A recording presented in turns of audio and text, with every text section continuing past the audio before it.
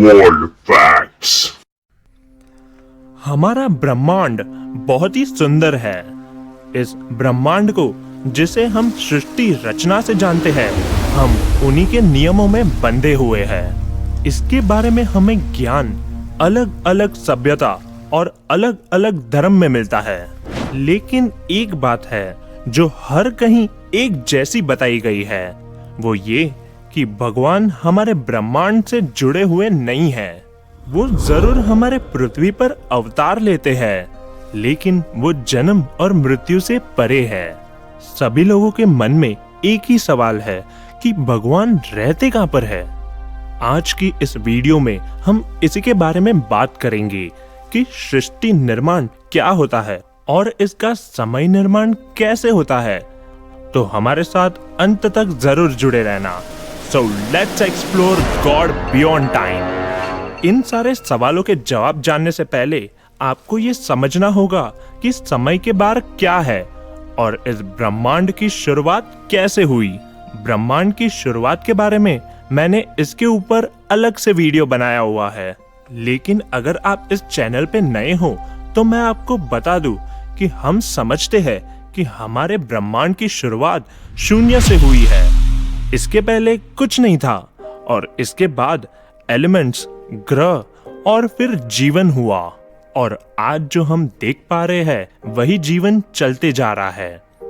हम किसी भी बात को समय से जोड़ते हैं, जैसे कि कोई घटना पहले हुई तो हमने उसे शुरुआत कहा, और जो घटना बाद हुई हमने उसे उसके बाद रखा। जैसे कि आप स्क्रीन पर देख पा रहे हो कि आपको कुछ भी नजर नहीं आ रहा है, यही जीरो है, और फिर मैं एक लाइन को खींचता हूँ, वही जीवन है जो लगातार आगे बढ़ती जा रही है। किसी भी घटना को समझाने के लिए हमें समय का सहारा लेना पड़ता है, क्योंकि ऐसा माना जाता है कि समय एक ही गति से आगे बढ़ते जा रहा है। हमारा मानना है कि जिस तरह से हमारे ब्रह्मांड का निर्माण हुआ, ठीक उसी तरह से सब कुछ खत्म हो जाएगा।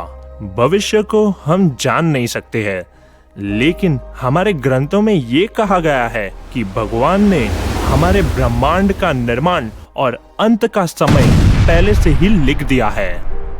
इसी बात पर हमारे मन में सवाल आता है कि जो चीज पहले हुई नहीं है वो पहले से निर्धारित कैसे हो सकती है। इस बात को समझने के लिए आपको खुले मन से समझना होगा।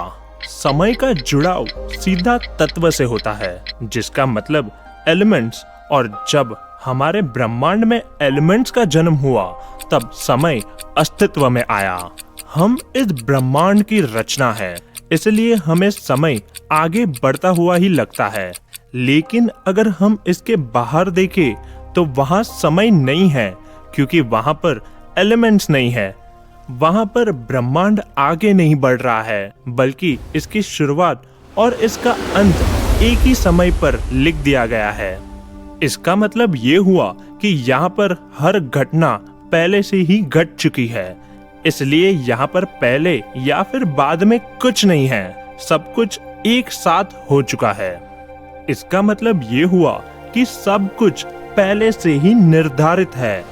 अब आप ये कॉन्सेप्ट समझ चुके हैं। आप इमेजिन कर सकते हैं कि बाहर का आयाम कैसा होगा, जहां पर लाखों करोड़ों सृष्टियों का निर्माण और उसका अंत एक ही क्षण में होता होगा। आज हम जो कुछ भी चीज देखते हैं वो सब कुछ एलिमेंट से जुड़ा हुआ होता है, और एलिमेंट समय से। लेकिन इसके बाहर जहां समय नहीं होता है वहां एलिमेंट्स भी नहीं होता है, और वहीं पर भगवान का अस्तित्व होता है, जिसे आज हम देख नहीं पाते हैं। उनके अवतार पृथ्वी पर पहले से ही निर्धारित होते हैं। मैं उम्मीद करता हूँ आपको आपके सारे सवालों का जवाब मिल गया होगा।